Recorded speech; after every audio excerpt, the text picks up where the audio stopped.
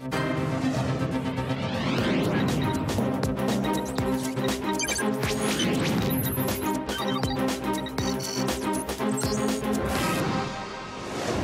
morning. It is Thursday, March 12, 2015. This is your morning edition on I-24 News.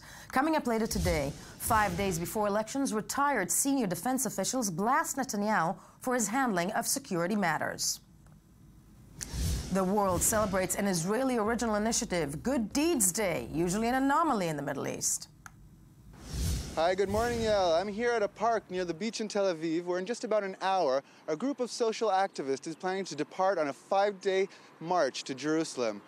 They plan to arrive there on Election Day and meet with the president and bring to his attention some of the worst social ills in the country in hopes that he'll take them into account when deciding on which party leader to charge with forming a new government.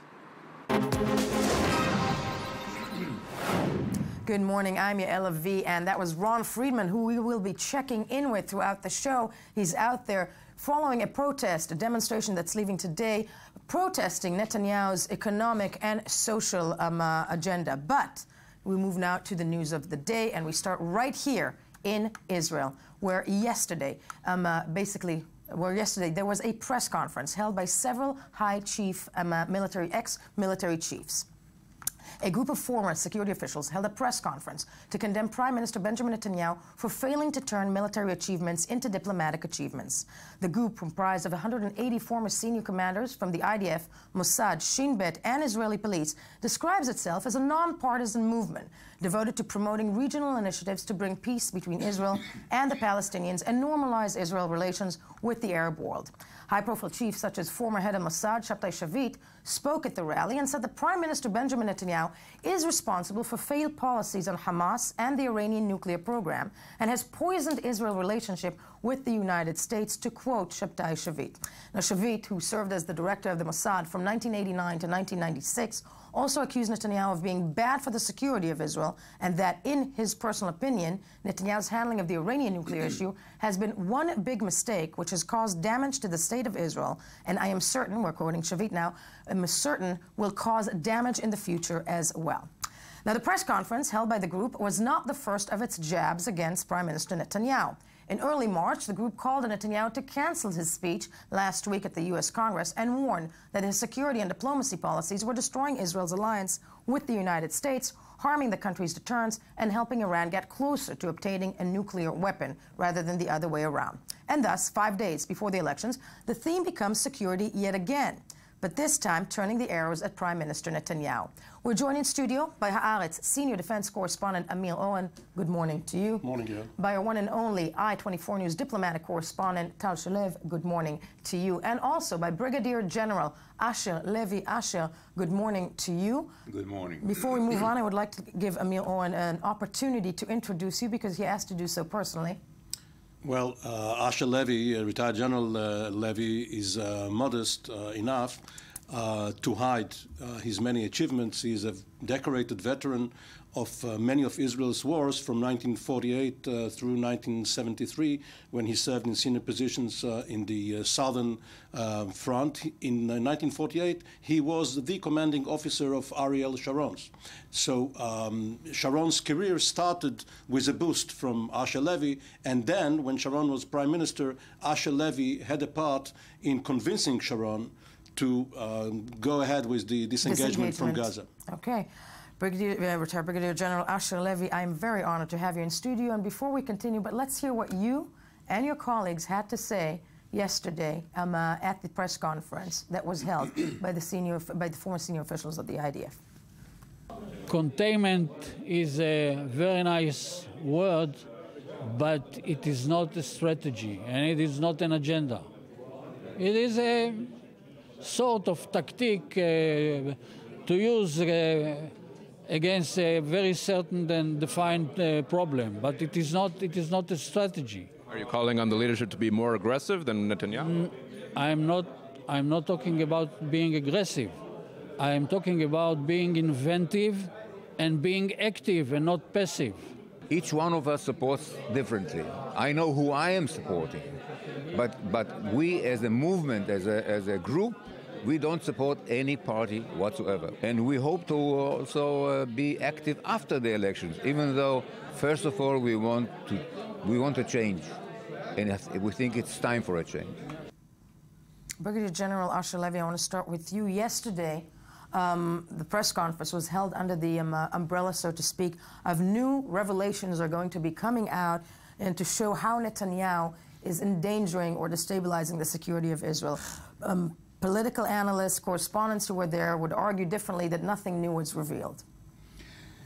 I don't know why the idea of a new things would come up came, but we think that for the last 6 years it's happening with the government, and what we wanted to do yesterday is just to keep the momentum more than anything else.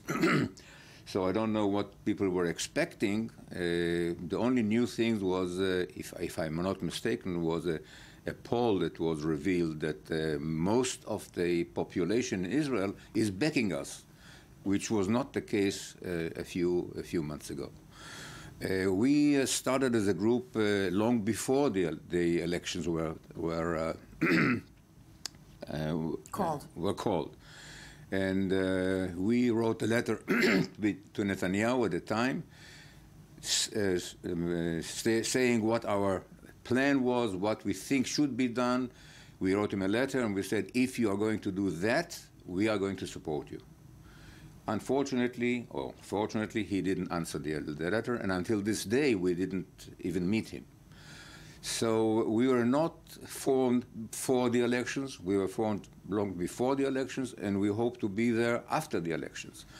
But of course, we are concentrating only on the security side, because most of the other parties are fighting in the economic area and welfare and so forth and so forth. We think that we are experts in security. And when I'm talking about security, I'm not talking about the military side only, but the security as a whole.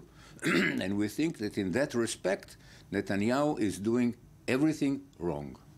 And we are trying to bring it up into the open. I have to persist with you on one point. We had a guest yesterday, Alon Lord, in the studio, who said, and many people are saying in Israel, that given your distinguished and incredibly honorable military background, as Amir Warren mentioned, the fact that the bulk of you are coming out as security, high chiefs against Prime Minister Netanyahu is meddling in politics, while actually the IDF or the military side has to stay separate. And can you honestly say that at this stage, when you come out and say that against the Prime Minister, regardless of the opinion of the public on it, that it is a political move in many ways?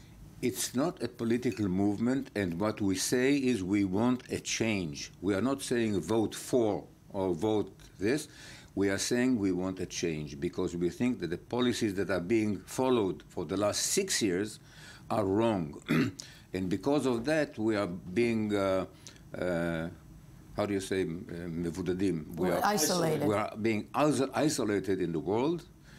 And the most important thing is that we are being isolated and we are going against our, what I would say, only strategic depth that we have, the United States of America. You know, Yael, it's quite a ridiculous charge coming from the Likud, where a retired general, Moshe Bogi Ya'alon, is the defense minister. Earlier, they had the recently retired chief of staff, Shaul Mofaz. He just retired and was appointed Minister of Defense, a political post. So when it fits their purpose, they take retired generals, Itzik Mordechai and others, and then it's fine. But when people who retired long ago from the service, in Asher Levy's case 45 years ago, when they are voicing their concerns as citizens, all of a sudden it's the military meddling in politics. Really ridiculous. It's also one of the ways the Likud to handle this, that Netanyahu is Mr. Security. This is his image, but we see this large number of security officials,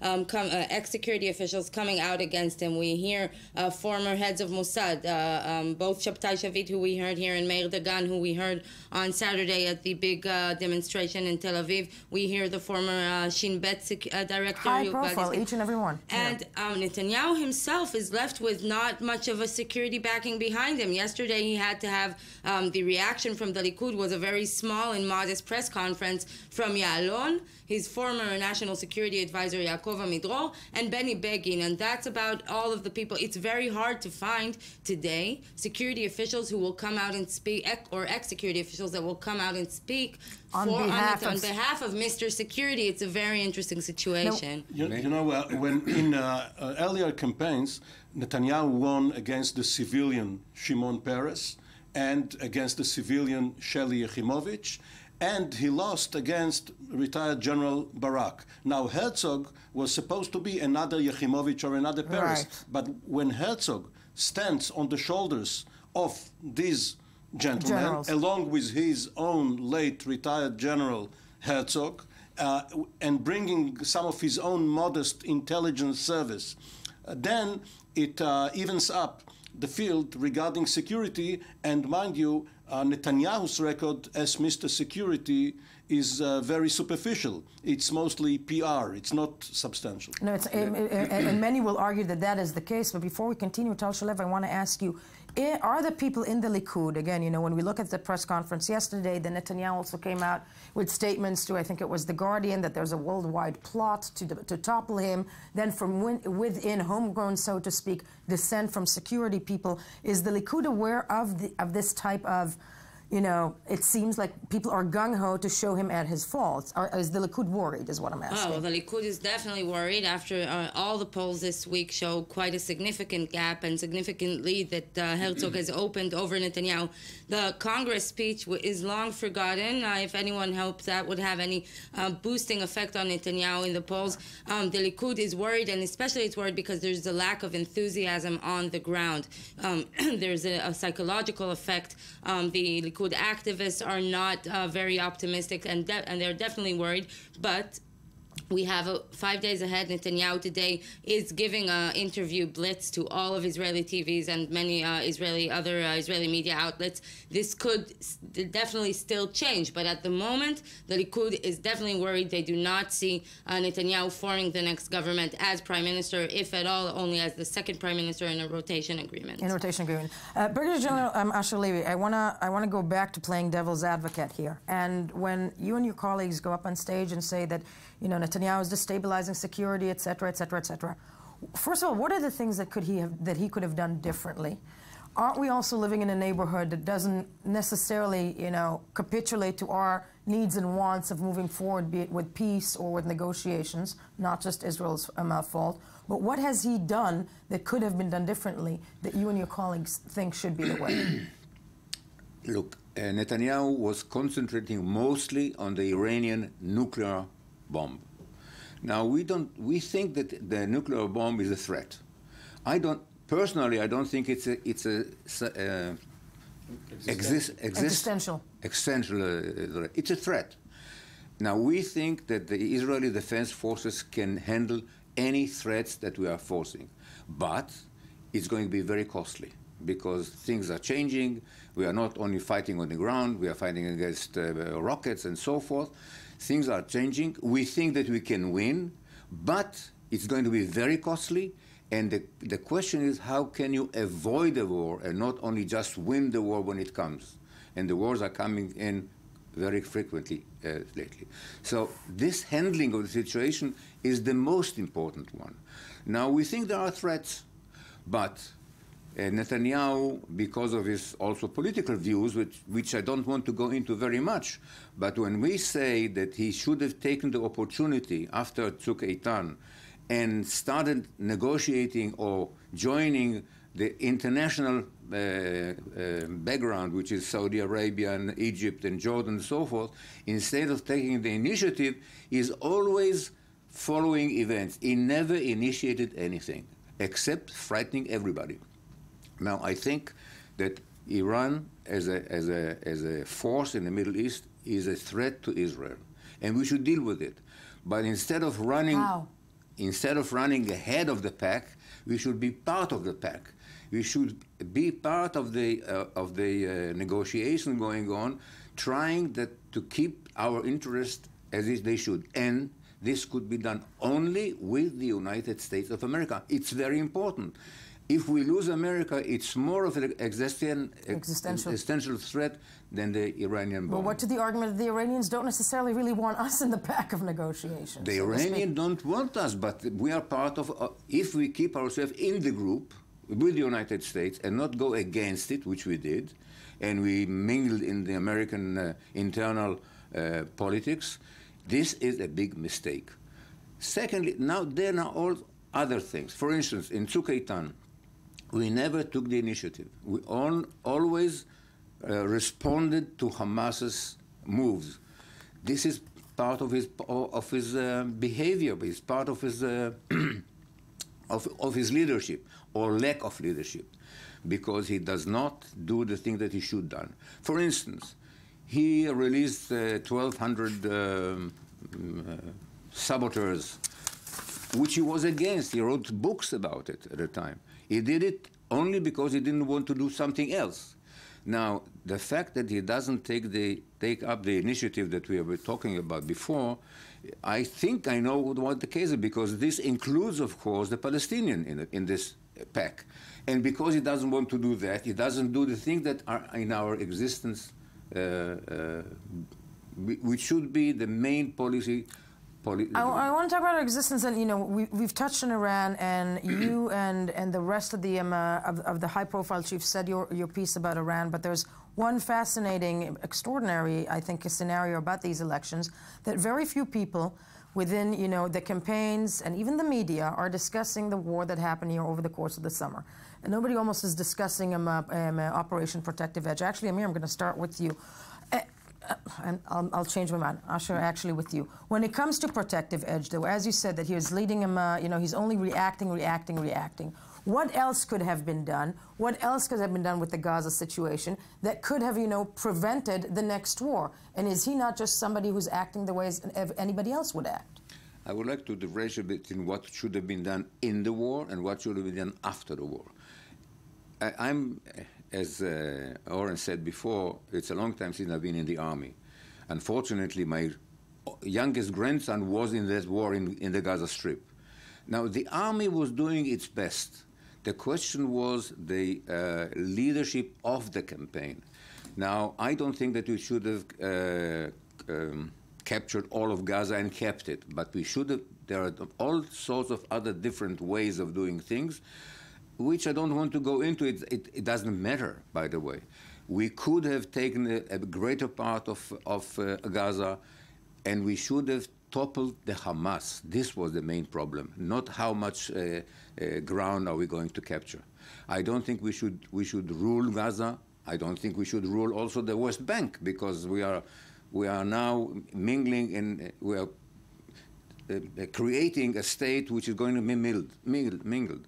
Now, this is part of the security policy, which we don't think he's handling rightly. Tal and Amir, Gaza, Operation Protective Edge, you can agree or disagree. Nobody's really discussing it. From within the Likud, they're trying to shy away from that operation? Well, in the past week, I think it has surfaced on the agenda, and it has come up in the discourse. I think, coincidentally, there was a panel last Saturday that there was the Israeli Defense Minister Ya'alon from the Likud, and Moshe Gallant, and Gallant, Yoav Gallant, the former IDF general who is now running on the Likud, on the Kulanu list, and Amos Yadlin, former IDF general who's running on the Zionist Union list. And there was a discussion, it did come up, but definitely it's not very present. I do not think Netanyahu's been trying to shy it away. I just don't think that Israelis understand, or this has been the top of their concerns. Again and again, the top of the concern is the cost of living. When you ask people, that is the cost of living. But it has been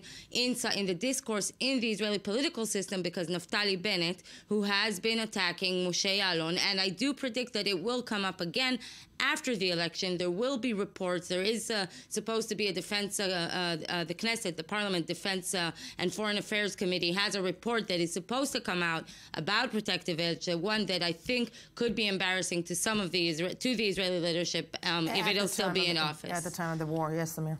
Gaza is only a derivative of the general policy. We had 3 major campaigns over the last 6 years. One on the very eve of Netanyahu's comeback, right. And 2 under Netanyahu, pillar of defense and now protective edge. And this is not the major point. One point is that when Netanyahu promised to change Israel's policy vis-à-vis Gaza, he didn't. He only carried on the former policy. But the major point is that General Levy and his friends are carrying on the tradition of David Ben-Gurion and Yigal Allon and Moshe Dayan and Yitzhak Rabin, the mainstream of Israeli national security thinking, while Netanyahu is diverging from it to parts unknown because he prefers rhetoric to reality. Case all made in point. I think everybody stated theirs. We are, as we mentioned, less than a week to the Israeli elections. I want to thank everybody for being here this morning. Asher Levy, one last question. Are you and your fellow commanders and comrades planning anything else pre the elections? Coming in? Are you planning any more surprises pre the elections? We are planning to be there after the elections. Okay. Even though the main point now is, first of all, to change the situation now. Then we'll see. Okay, we'll meet you then. Thank you for being with me today. Tal Shalev, Amir Oren, thank you as we move along. And we now move to Iraq, where after 10 days of hard fighting, Baghdad's military forces managed to enter the city of Tikrit despite heavy resistance by Islamic State militants controlling the area. It was the army's biggest victory yet against the jihadists, and it was achieved without the aid of the United States-led coalition air support. A general on the ground told reporters that the progress was slow and that the soldiers were facing booby-trapped terrain and sniper fire. Sounds very familiar to some people from this region. Suffering setbacks there and elsewhere in eastern and northern Iraq, the Islamic State tried to seize the initiative, killing at least 17 people, as well as coordinated attacks in Ramadi in the west of Iraq. Also on the offensive in Syria, the jihadists launched a huge assault Wednesday to try and capture a strategic town on the border with Turkey, killing dozens. But to see how much that headway means in the battle against the Islamic State, we are going to still be in studio with our senior defense correspondent Amir Oren. First, though, let's take a look at the next report and recap events from there. Amid the wide-scale Iraqi offensive to retake the city of Tikrit, the Islamic State jihadist group launched a coordinated attack on government-held areas of the western Iraqi city of Ramadi, involving 7 almost simultaneous suicide car bombs. At least 10 people were killed and 30 wounded in the attack. Soldiers and Shiite militias have driven Islamic State insurgents out of the town of El Alam, just north of the key city, making their first entrance into Tikrit, now in the hands of IS. The battle over Tikrit, a Sunni stronghold, is crucial for Iraqi forces in their advance towards Mosul, Iraq's second largest city, also controlled by IS. Tikrit also serves as an important hub. It's on the main highway leading to Baghdad. Iraq's defense ministry said on Tuesday that its forces have surrounded the city along the Tigris River and are preparing to advance into the city. According to the Iraqi army, it could be days away from retaking the city from IS fighters. But concerns over Iran's growing influence in the Iraqi offensive have been voiced by both Shiite Tehran's main regional rival, Sunni Saudi Arabia, and former CIA chief Michael Hayden. I am made uncomfortable by the growing Iranian influence in Iraq. I am made uncomfortable by the fact that it looked like a Shia advance against a Sunni town. And the proof would be what happens if and when they retake Tikrit, how the militias act toward the local population. Hayden said the United States should not be sharing intelligence with the Iranians on Iraq, despite their shared desire to wipe out the Islamic State group. According to AFP reports, though Iran initially rejected the notion of such cooperation against IS, with Khamenei saying he rejected the idea because of Washington's, quote, dirty hands, Tehran later said it would consider it in return for a good deal in the nuclear talks. We're working. Also joined from Erbil in northern Iraq by journalist Mohammed Assalia. Good morning to you, Mohammed. Again, we are hearing gains Good morning. In the southern part, but you were at that's Peshmerga Kurdish land. Are there gains being made there and sustained also against the Islamic State by the Kurdish fighters? Well, the Kurdish forces have been pushing ISIS forces out of the areas that they control in the border areas between the Kurdistan region and Nineveh province, and also in the province of Kirkuk. And the situation here is more or less stable, or has been stable over the past few weeks, in the sense that ISIS has not been really able to take any more territory. And actually recently they lost some territory in the province of Kirkuk, which is also known for its very vast oil resources. Exactly that, and why it's of interest to the bulk of the world. Mohammed, stay with us, sadly, in the short time that we have. Amir Oren, still with me in studio. Took 30,000 Iraqi soldiers of the Iraqi army, so to speak, to enter Tikrit. We're not getting reports that it's completely done. But why? Everybody's saying IS is losing. Are they really? I mean, when it takes 30,000 soldiers a week and a half to try and battle this group? Yes, they are losing first the momentum, secondly the territory, and thirdly their psychological advantage. As long as they were ahead, as long as they were both terrorizing and mesmerizing whole populations and capturing vast areas along with the resources in those areas needed to finance their move, they seem to be on the march. Now the coalition against the caliphate is having the advantage, and it's the Peshmerga that Muhammad talked about, the Kurdish fighters, it's the Iranian-backed Shiite militias in other parts of Iraq, and in third place only, Iraqi army divisions. They are the least effective of these forces. And with intelligence support by the coalition and at times air support, they will prevail. And because President Obama has just asked Congress and is pushing for more military involvement. No, not only that, 3 years authorization to conduct this fight. Yeah, but does that mean troops on the ground as well? No, it means that the American way of war, of grinding slowly, methodically, is going to win over ISIS. ISIS. Mohammed, really quickly, is there a feeling on the ground also that IS is losing? Well, definitely. A lot of people here have that feeling, although it would be very premature to say that ISIS is defeated in Iraq. But we have seen signs that ISIS is on the back foot, and they have been losing territory in a steady manner over the past few months, especially in the northern front where the Kurdish Peshmerga forces are based, but also in more recent times in the central parts of Iraq, where they have been battling Shia militias and the Iraqi army. And that seems to be working. Amir Oren, one word. The question is the payback. What will the state of Iraq have to do to pay the Iranians and the Kurds later on? The million-dollar question we've been asking through this operation, but the most valid point. Thank you for being with us, everybody. When we get back, a group of Israeli activists beginning their march to the president's office to raise awareness of the country's social ills ahead of elections less than a week. First, though, let's hear some more of the morning headlines.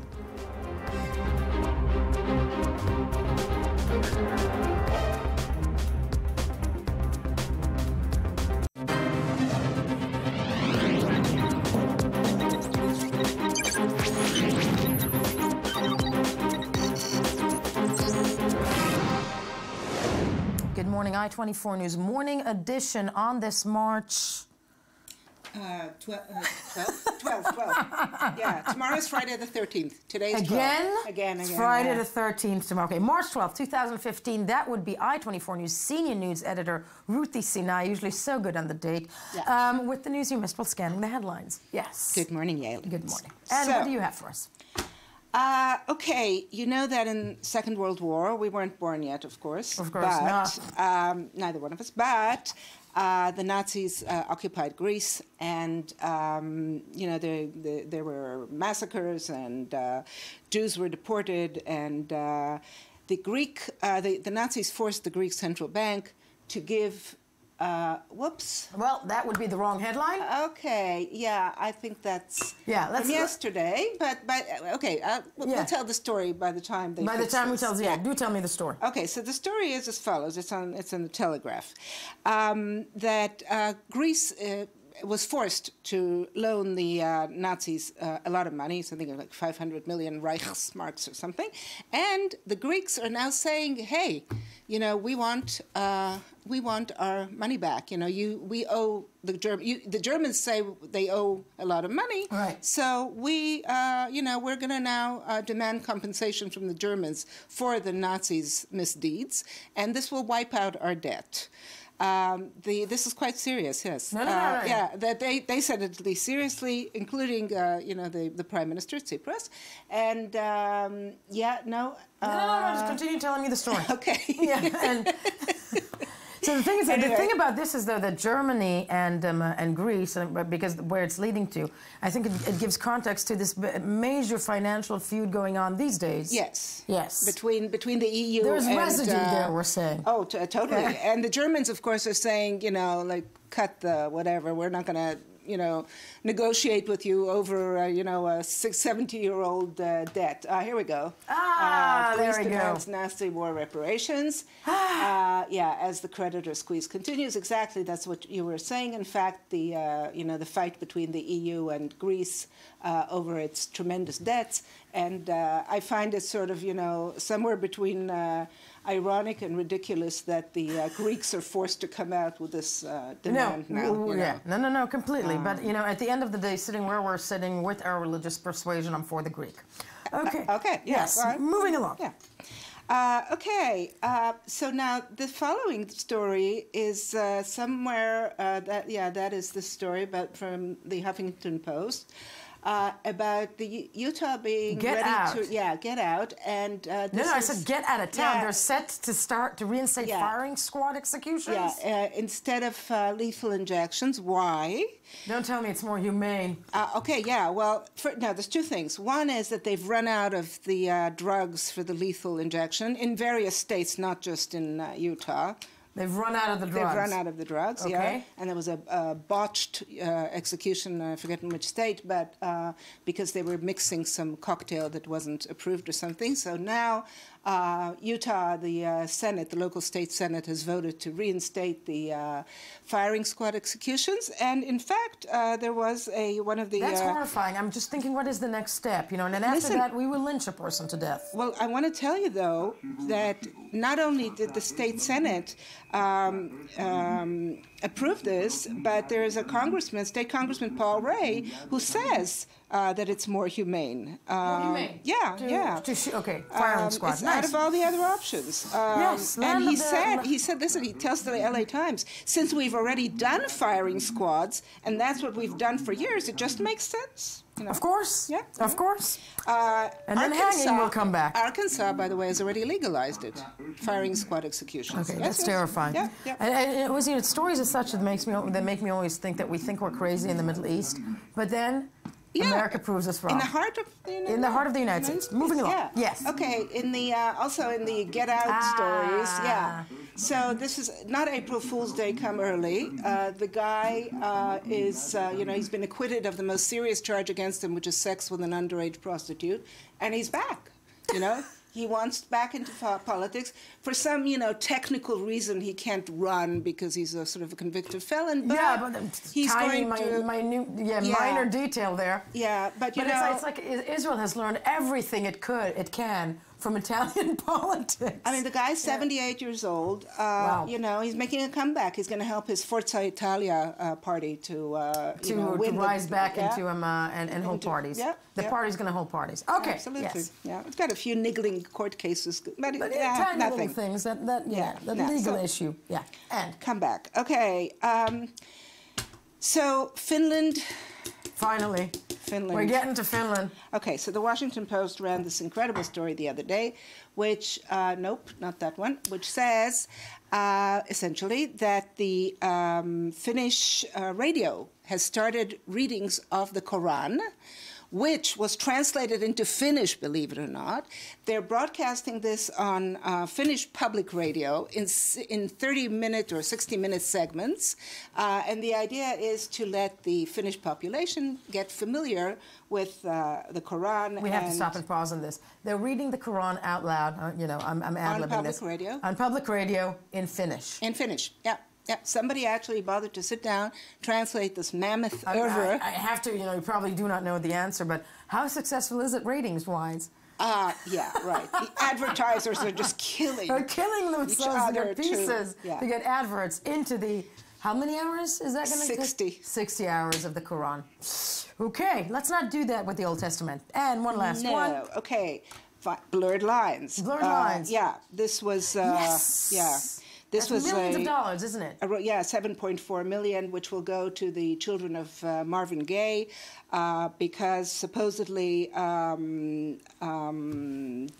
Gregory. No, what is the name? I'm sorry. Blurred Lines was by, who was the musician? Anyway, the musician, whoever, I'm sorry, I apologize, but the musician who, this was a very popular song in 2013, Blurred Lines, and apparently they stole it from Marvin Gaye. Parts of it were stolen, the question of, how many notes exactly and in what key exactly, but the court decision was very firm, and Los Angeles is up in arms because apparently everybody steals a little bit from everybody, and if they take this to its natural conclusion. Isn't Pharrell Williams the guy who sang Happy? I yes. think so. Yes. Okay. Yes. Then I gotta say this ruling makes me happy. Yeah. So. Rum pum pum. Yeah. But there we have it. How many millions of dollars? Like 7.4 million. Yeah. That's not the tune to sing to. Ruthie, thank you for being here with us on this very noisy day. On this incredibly noisy day as we move along. Okay, sometimes it is not enough to talk the talk.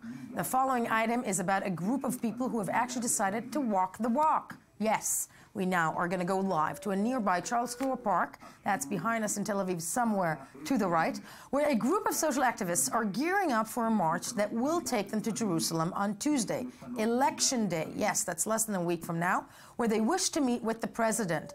And Ron Friedman, I-24 News Morning Edition, Ron Friedman is out there to tell us all about it and what the marchers have in mind. Ron, why are you there and who's marching?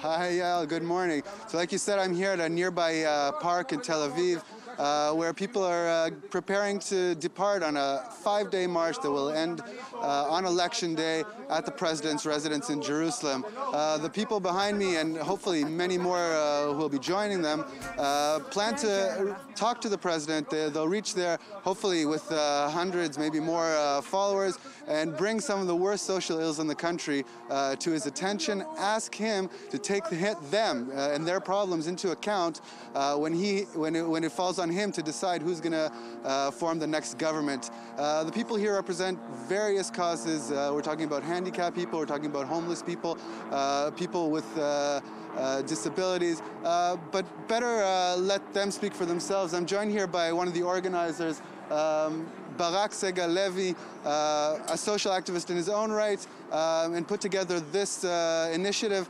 Barak, thanks for joining us this morning. So tell us about yourself, about who's taking part in this march and what your goals are. I'm a social activist, but to be honest, I'm not the issue in here. Me and my friend just started something. We're supposed to bring a front of struggles and organizations that is working all year long. And these elections were kind of brutal for the Israeli public. And everybody decided that everybody has to work together after these elections and be in the holidays together and drive in the streets together and work with each other. And we don't want this, brutal and bad messages that were going on in the political campaign. So we decided we're going to go to the president and ask him, while the head of the parties are going to, suggest who's going to be the prime minister, to talk with them about these struggles in these organizations and to put them in the coalition agreement. This is the whole purpose of this march. And so you feel that these problems aren't being discussed during this election campaign, that they're being ignored, they're being swept under the carpet, that they're being overtaken by other issues? They're not addressed enough. We believe that they were in the political campaigns that we had in the few months, they were addressing mainly each other. Who is more Jewish or who is more Zionist and who is smarter and whose voice is better and who's drinking in their office. We don't care. We need to find solutions for public housing. We need to find solutions for the educational system. We need to find solutions for the handicap struggles. They need to address that, and that mainly. Mainly that. They're not the issue in here. And till they're going to address that, we're going to march. And we're going to march to the president, to our president, which is, I think, maybe the highest, most respectable politician that we have now in the field. Ron Friedman. All right, thank you, Barak. Ron Friedman with us out there. I just want to, first of all, Barak has stated his words, and I want to just turn to the studio real quick where Oren Pastelnik, also a social activist, is with me. Oren, you were one of the people that organized the tents last week in Tel Aviv. We're looking at, this, the beginning of this activist protest march. Again, not that many people, though, arriving to those protests. Not that many people as in 2011. Social economy is on the agenda, but are you getting people to listen to you? First of all, I'm glad that we have social activists all over the network, all over the television. Barak was with me, part of the group. They initiated the 2011 protest. So you see social in every part of our life. Second of all, regarding what you ask, I think the biggest number will be in the polls next week in Tuesday, when people will do their biggest protest that should be in the polls. And I think you see less and less people in the streets because they know in 5 days they can take Netanyahu out, take his policy out. And I'm glad those marchers, those people, Barak and those guys, they're doing this march to the president. In their way, they know they don't talk about Netanyahu only. But this is clearly designed against the prime minister. This is clearly designed. It's designed for the next prime minister, and I think everybody knows that Netanyahu is already not the story. The story is the fact that 6 years this prime minister ignored young people, ignored our generation. The housing crisis is just emerging.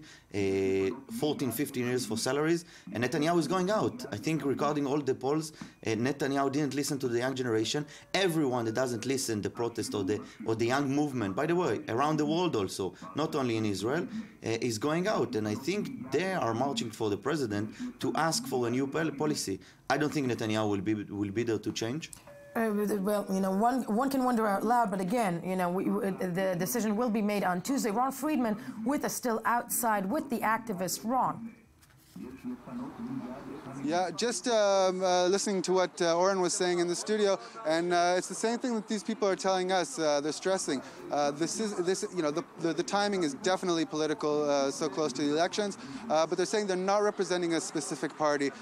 They want the next prime minister or whoever forms the next government to take these issues into account when they form the government, to have it on the top of their agenda. And frankly, they hope that by the time they reach Jerusalem, they'll be followed by many, many more people. They've posted their routes on social network, and they're inviting the entire public to come join them. I remind you that 4 years ago, a mass social movement started, also with humble beginnings, with a bunch of tents on Rothschild Boulevard, and it turned into a big thing.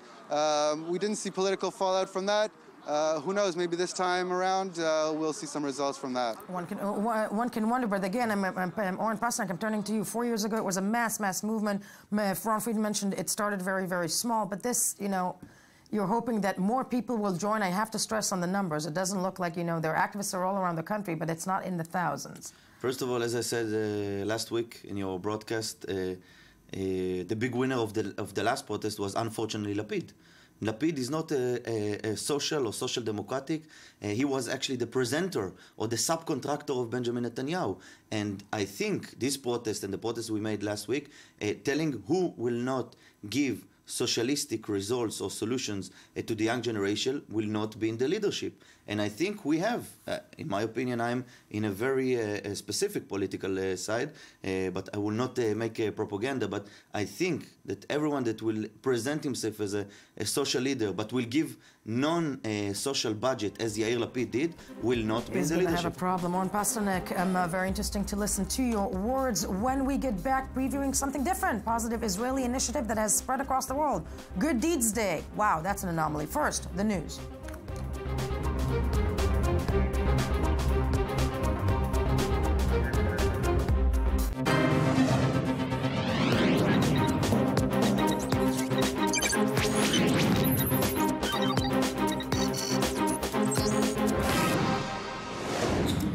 back. It is still Thursday, March 12, 2015. This is still the morning edition. Last I checked, I'm still Yael Avi, sitting here in Jaffa, Israel, 5 days to the election, the Israeli elections.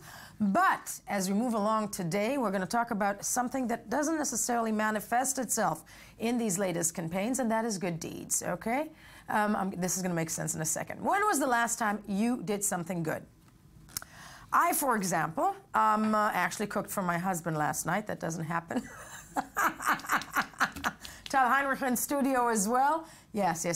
One day when you'll be married, you'll figure out that essentially, it takes really a good deed to cook for your husband, because there's a fridge and he can go and cook for himself. But moving on, if you're looking to do something meaningful, now is your chance. Good Deeds Day is an annual celebration of good deeds all over the world. Hundreds of thousands choose to volunteer and help others, putting into practice the simple idea that every single person can do something good, be it large or small, to improve the lives of others and positively change the world. As a pessimistic, sarcastic person, I really hope that will become true one day. So Good Deeds Day was initiated in 2007 by a businesswoman and philanthropist by the name of Sherry Arison. It was launched and organized by Ruach Tova, a part of the Tet Arison Family Foundation, the philanthropic arm of the Arison Group. Now, since its launch in 2007, this annual tradition of good has attracted an ever-expanding number of participants, from 7,000 in 2007 to over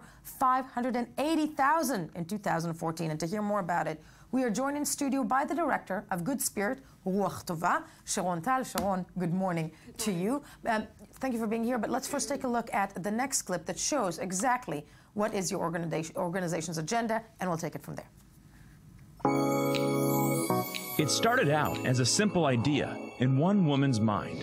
Hey, she thought, what if people joined together on one day to do good deeds for the benefit of others? A whole day of good deeds. Good Deeds Day.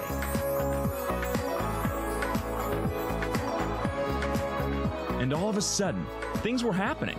It's like the world was ready and responded. There are so many things I can do in this world. I can choose to be silent. I can First, choose to in be 2007, several thousand people went out to do good across Israel.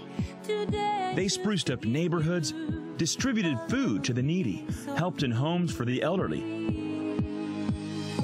cleaned beaches and parks, and brought hearts closer, together creating positive change in the world. I can choose to receive. I can choose to be. And, you know, when there's a good thing going on, people talk to each other and follow their hearts.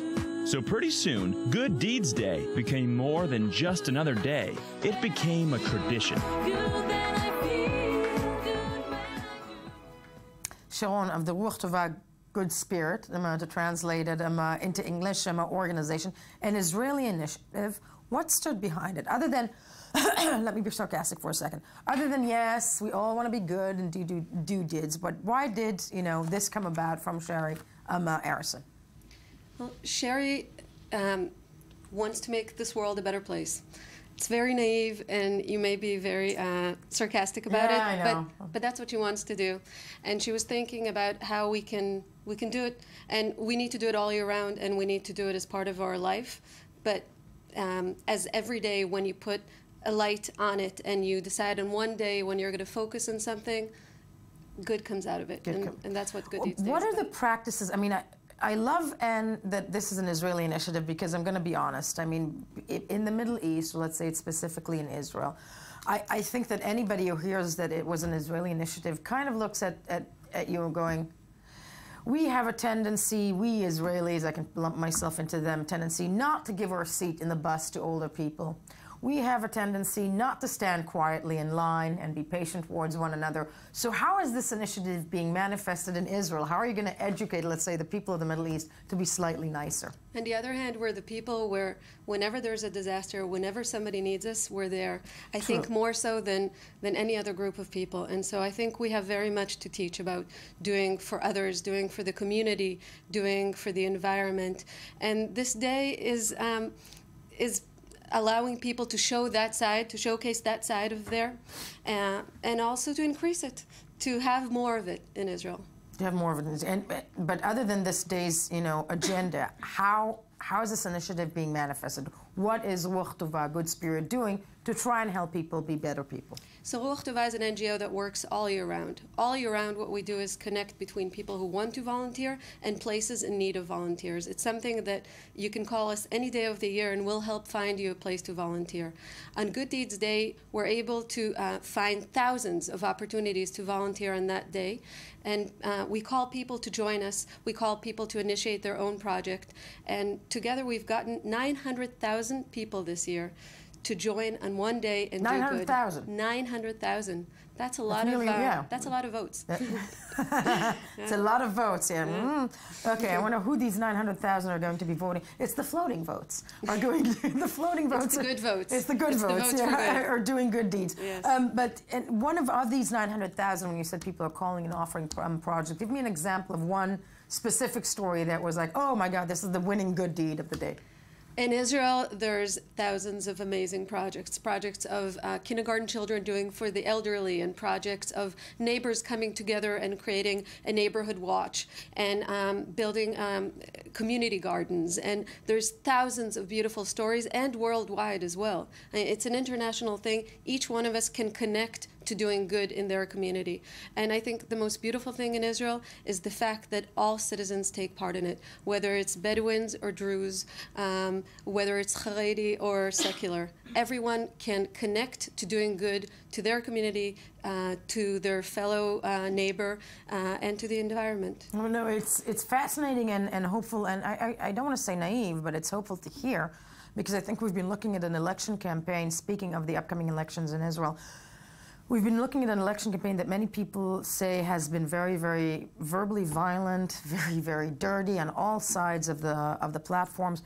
Any involvement, obviously not of political standing, but have you seen any good initiatives of, related to, like, in the latest several weeks, related to what's going on out there with the animosities and the split between people in the country? Well, in a lot of cities around the country where both Arabs and Jews live side by side, they're going out and cleaning graffiti during Good Deeds Day in order to clean the space in which we live together. And I think that's the spirit of the day, trying to find the common denominator, trying to find ways to live together. That's what we want to do. No, and amen to that. Okay, you are locked in studio with us. Happy, Good Deeds Day to all of us. First of all, what's the last good deed you did? I just gave birth 2 months ago. I feel like it's a That's pretty good huge. deed. That is really huge. Yeah. 10 months I brought ago. a new soul into this world. Amen. So, yeah. Amen to that. Yes. I've got a 10-month-old. In 3 months, talk to me again if it's a good deed. But there's that. Tal Heinrich, before we start, Tal Heinrich is here with, the web review, the spiral viral that is the web review. But what have you done for mankind lately? I'm so sorry. You've asked her like 2 minutes ago, and I was trying to think for 2 minutes what was my latest good deed, and I found nothing. You're just a bad person. I don't know. So call us and we can help find you a way to do good. I was so stressed. I'm like, she's going to ask me this, and I have nothing. I have nothing. You did nothing. From the beginning of this segment, I was trying to figure out what was my latest one, but... You shall be punished. Apparently, yeah. You shall be punished. The minute I walk out of the studio, I'm going to do some good stuff. Please do. Okay? There's that. You must. Yeah. Now, we are going to stop because we do have an image of an American woman getting herself involved in Israeli politics. For the last several weeks, everybody's been talking about Prime Minister Netanyahu injecting himself into the American politics. Now, who has injected herself into Israeli politics? Sarah Silverman, but she does it with class. Yes, right? she does. She's the American popular comedian. She's Jewish. Right, she's Jewish. Of course, you can relate to this. No, Silverman. Definitely. And she tweeted that, she's supporting Meretz, the leftist party, the social left. And I think it's not the first time, actually, that she's supporting them, right? She's supporting them, but not like that. It's the language of, it's very Sarah Silverman-ish. The language of the tweet is, Israel, if you are a Meretz supporter, you need to vote March 17th. Every vote counts. If you don't vote, you can't complain. And I think, irrespective of what we vote, I think nobody, if they're Jewish, can lose the right to complain. That's very true, and that's a shout-out, I know, that's why people, you need to vote. Otherwise, you are not Jewish. Okay. Now, the next thing I wanted to show you, us working in the media, sometimes we become the news. We don't only report about them. Sadly, and this too is, often. And this is what happened to some South African TV journalist. His name is, oh, wow, I can't pronounce it. No, it's just Mvoko, if I say it correctly. So he was standing. I think he will forgive yeah, it. Yes. Now he just became the news. So he was standing outside a Johannesburg hospital where the Zambian president is receiving treatment, but then he was robbed on air. On air. We got to take a look at that. Okay, let's take a it. look. Let's have a look. To breaking news, a South African TV journalist became the news when he was mugged as he was about to go live on air. Despite the presence of the cameras, the muggers insisted on robbing Vuyo Mvoko. He eventually handed over his phone after being threatened with a gun. Okay, maybe Like, they just there's wanted... the camera there. He's live on air. People just don't care. I mean, I've never been to Johannesburg, but maybe that's No, exactly. I mean, there's, I think that it reminds me of a story actually several weeks ago of burglars in the States that actually took a selfie while they were robbing the house. You see? No. Okay, yeah. Moving on. And here's a good deed, maybe. I don't know.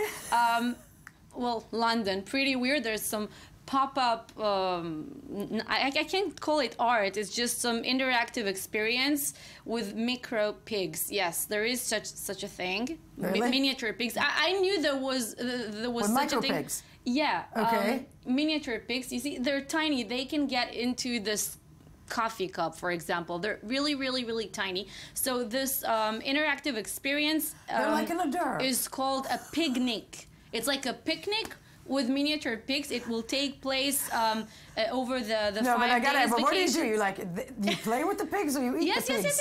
Okay. Yeah, actually, you know, I thought when I saw this, I started Googling what's a miniature pig because I know there are miniature horses, like the size of a dog, like a pony. A pony, of course, exactly. what you always wanted as a little girl. Even more tiny than a pony. But I didn't know that such thing as miniature pig exists. Yeah. So I started Googling them, and then I thought maybe they're like genetically modified, like the cherry tomato, so it will be easier to eat them. I'm sorry. No, come on, that's exactly what I asked. You know, because if you want, let's say a bacon hors d'oeuvre. I mean, it's easier. Think about it. It's so much easier to make it from a tiny little pig. Yes, but it's very cute, and people. Yes, not that we eat pig. Apparently, no. They became a very popular pet recently, according to this article, which appeared on the Mirror UK. But the sad part about it is that they often get abandoned once they grow up. They don't really grow to full size. They grow to something like this, according to what I've seen in the picture. Their micro pigs somewhere. You're not cute anymore. Just go somewhere. But I thought you would be much smaller. So my good deed is going to be adopting one big miniature pig. Okay, yes. And here's a good deed by Ashton Kutcher. I think it's a good one. He just wrote the status on his Facebook page, and he has more than 18 million followers. Which is always something that surprises me. Yeah. He says, there are never diaper-changing stations in men's public restrooms. The first public men's room that I go into that has one gets a free shout-out on my Facebook page. Be the change.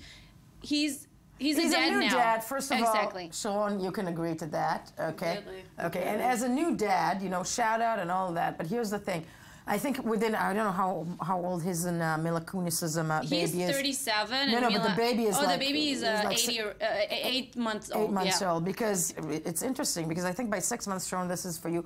Who needs a changing station? Honestly, just change the baby wherever. Yes. Yeah, though in a restaurant, it's uncomfortable. You go aside. You don't need go a table. aside, You go aside. You go aside, but please. Here's something interesting, some interesting fact about this Hollywood couple is that they don't want to hire a nanny. They want to be this couple who does everything by themselves. They say, we just want to be the people that know what to do when the baby's crying to make the baby not cry anymore. And it's sweet, you know, the first year, and then... Yeah, nobody does, by the way. That's my answer to them. Yeah. You don't know. Okay, sorry. Moving on. I want to show you some very talented makeup artists who can transform to celebrities, and it looks just amazing. Do we have that? I think we do. Yes. So he transformed into Kim Kardashian, Taylor Swift, Dakota Johnson. It looks like Kim Kardashian. No, but that's him on the side? That's him. He does that by using makeup, and this week, I mean, yeah, now he has to, that is Kim to have Kardashian. the platinum. Maybe he is. No, that's... Okay, now maybe Kim Kardashian is a man. Have you seen the She's a Hobbit? Yes, I have. No, completely. What's the name of the series? I forgot it. One. Yeah. It was Lord of the Rings. This one. What? No. With the We've lost the discussion, girls. Yeah. Okay. But sadly, all the time we have, I do not look like Kim Kardashian, but maybe my behind does. Yes, I said that on air. When we get back, okay, something completely different. Austin's South by Southwest Festival is around the corner, and we'll give you the skinny on what to expect. Stay with us. It's terribly important. First, though, let's hear some more of the morning headlines.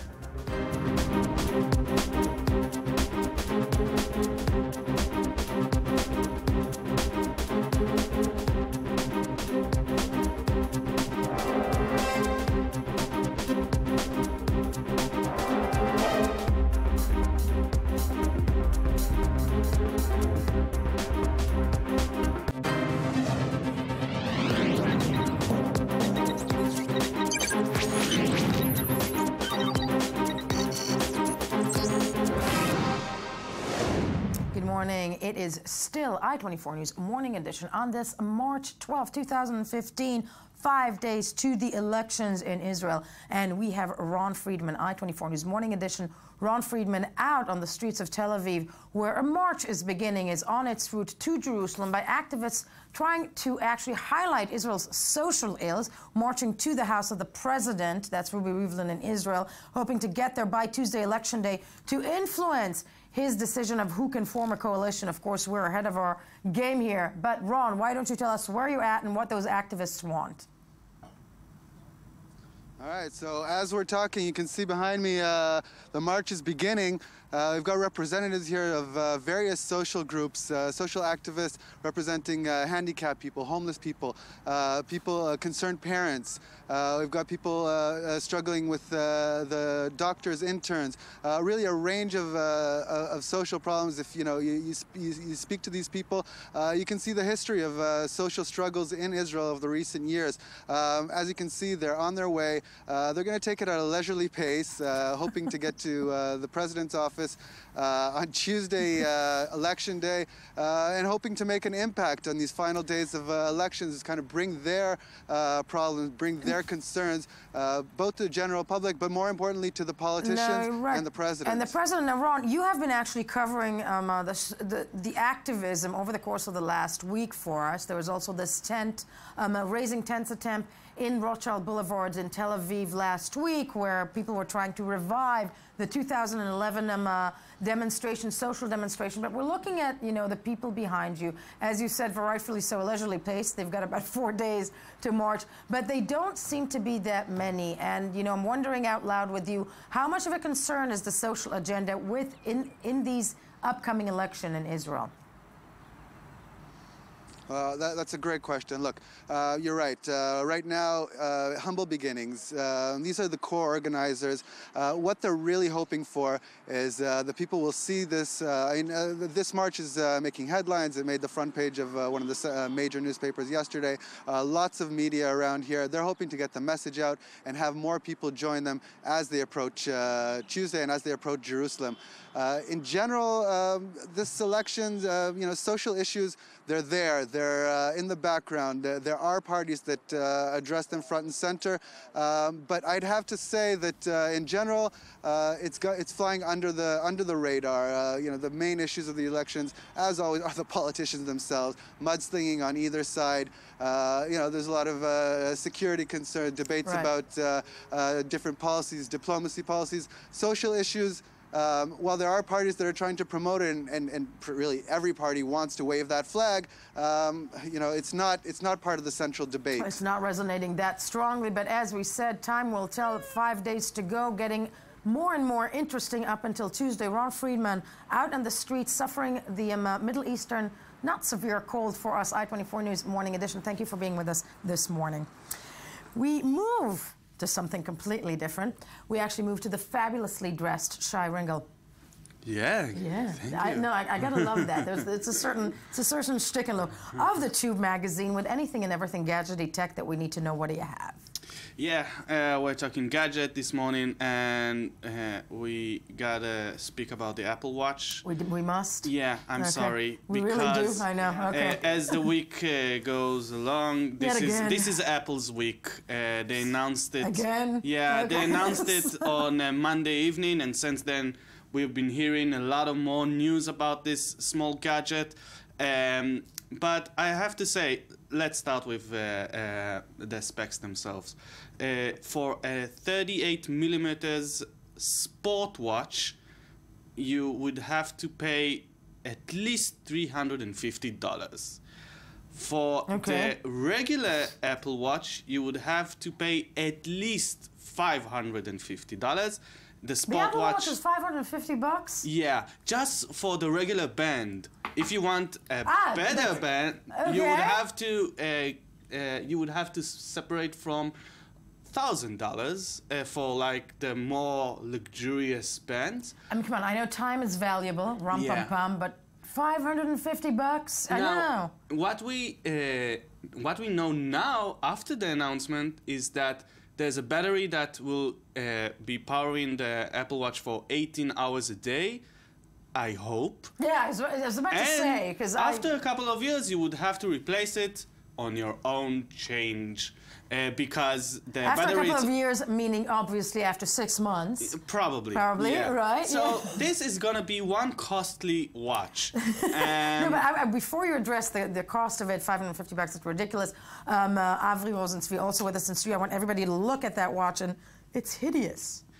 I'm a chick. I'm sorry. It's not nice. I'm sorry. I think it's kind of nice. No, it's got this 80s look to it. 30-year-old geeks. It's not. Exactly. I mean, it's a 30-year-old geek. Lady. I got to tell you, it reminds me of the watches of the 80s, and the 80s were a bad decade for fashion. Bad. I love the 80s. but I think the Apple Watch, I think there's something to it. I think they're trying to make it into a fashion statement, and the price is part of it. And they're trying to bring fashion back to Apple, because I think Apple thinks that too many people have iPhones, and they want to have there's they want just the 1% to have the Apple Watch. Yeah, you have to understand Apple, because Apple has never been in this situation where everybody wants its product. They usually had like the Macintosh that not a lot of people had, but everybody who had it loved it. Loved it. That was back in the early 90s. Everybody has an iPhone. And not everybody love it, and they want to... If only the select few would have it, the people who do not have money would think, oh, if only I had $550, I could have an Apple Watch. And you have to remember that the Apple Watch can't work without an iPhone. It's useless without an iPhone. If you don't have an iPhone, I see the marketing ploy in that, but yeah, we do have actually the promotion to the Apple. Oh, you have to see it. It's amazing. Let's see it. Let's see it. Apple phone advert. Let's take a look. As a kid, as an adult, and now, as a mother. Maternal health is the most important issue to me. It's a big part of why I run. I came to Kilimanjaro for the half marathon. The length of this race is similar to the distance that mothers in developing countries like Tanzania need to travel to get basic obstetric care.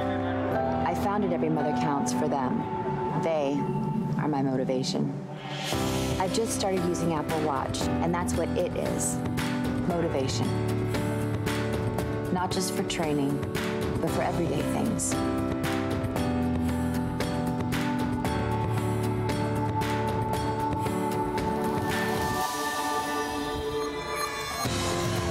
During the race, I relied on the workout app.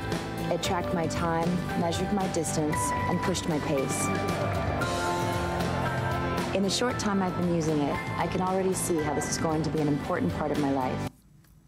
Okay, I'm sorry, no, let me say this. Yeah. This commercial has this. We have a gorgeous model saving starving people in Africa. With an Apple Watch, yeah. And then with an Apple Watch, and then winning a marathon. Yeah, and it's like... Or as my editor just said, a woman can use it too. And it's like, it's for the children. It's for the children. Just look at the children. I went to Kilimanjaro. Yeah, it's the black children. I went to Kilimanjaro. I've saved the children, and I have maybe $550 Apple Watch on my wrist. so I can. I know. And plus, I gave all the food I ever ate to the children because she's too thin. Yeah. And now they're. And she wins against all the black runners. Exactly. So when we're talking about the Apple Watch, we have to understand that Apple really wants us to think like this commercial. They want us to think white, rich people who love their Apple product, just like in the 80s. Apple, with the Apple Watch, are bringing back the 80s back. No, they are. I'm waiting for now a song of, with a bunch of models, dubbing this. It's the 80s. It's the 80s. I don't think Steve Jobs would wear one. I agree. I have to say. I agree, but I think it would look tacky. It would be like, what is this Which shit? is the perfect time, sadly, because we had so much fun. And I love the sweater, but we are going to move to... I'm sorry, I'm going to wear a sweater next time. No. Somehow I always have men sporting like the Johnny Cash look in the studio. Avi wasn't sweet with anything cultural that you need to know. What do you have? We're also touching on the geeky today. We're in Ringel's purview a little bit. We're talking about the South by Southwest Festival. Yes. Opening tomorrow at Austin, Texas. What, you want to be there? Yeah, I know. It started as a music festival at the end of the 80s, and now it's sort of an all-around festival conference which tackles music, film, and interactive tech. And it has become a major... It has become like a major... It's become a huge thing. Last year you had 160,000 people over all three events. Wow. I want to start with the music. None of them had Apple Watches. I'm just saying. But they will. They will. They will. Well, let's say we have a short report about it. Let's have a look. Let's look.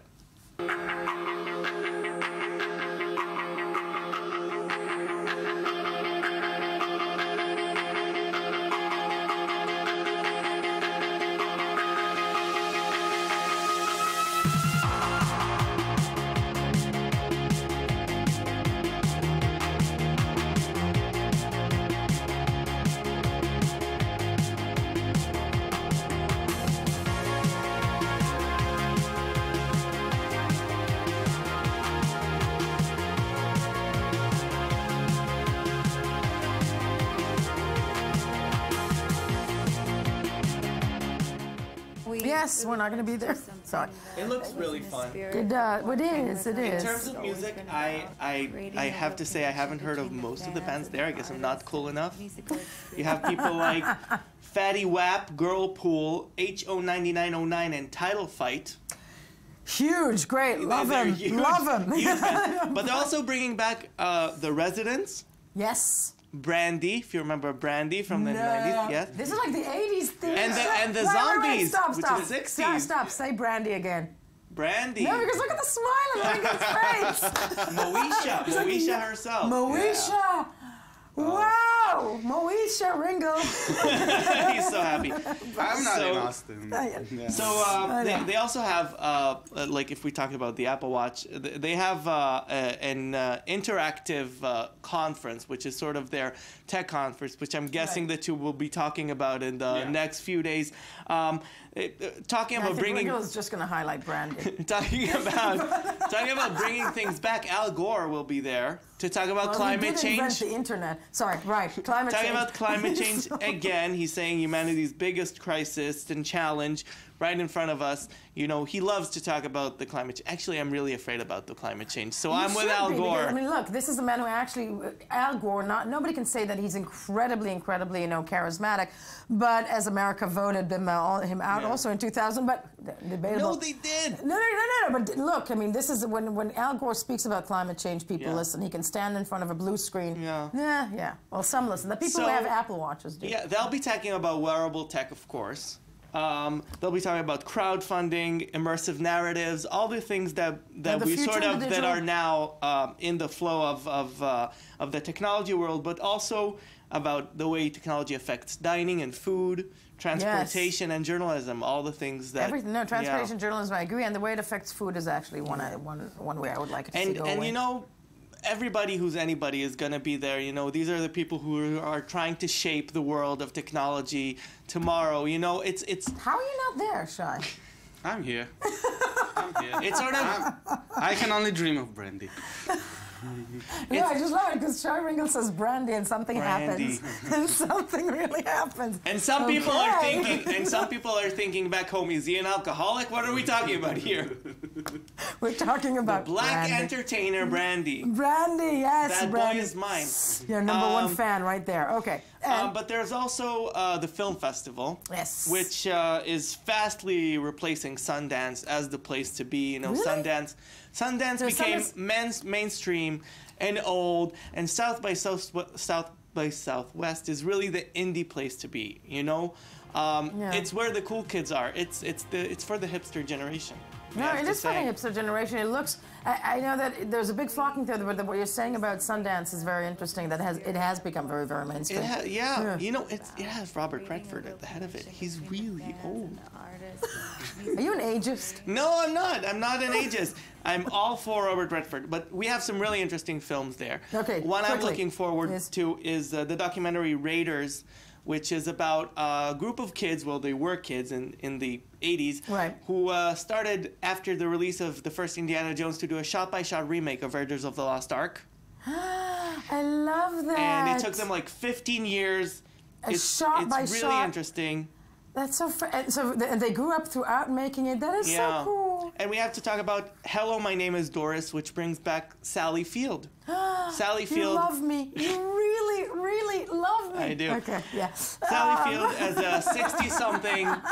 You got it. A 60-something who lived with her mother until her death and now has to cope with the world. With the world outside. Okay, fascinating stuff. And sadly, all the time have. I know, no, because Shai Ringel was like salivating over brandy. But that was it for us, guys. Love you two in studio. Of course, do not forget to check us out on Twitter and Facebook and all those tech places and social venues and whatnot. And tune in tomorrow morning, I-24 News Morning Edition. Latest and last poll of the election coming out tomorrow morning on I-24 News. And that would be it for us today. Have a great day. Coming up soon, the news.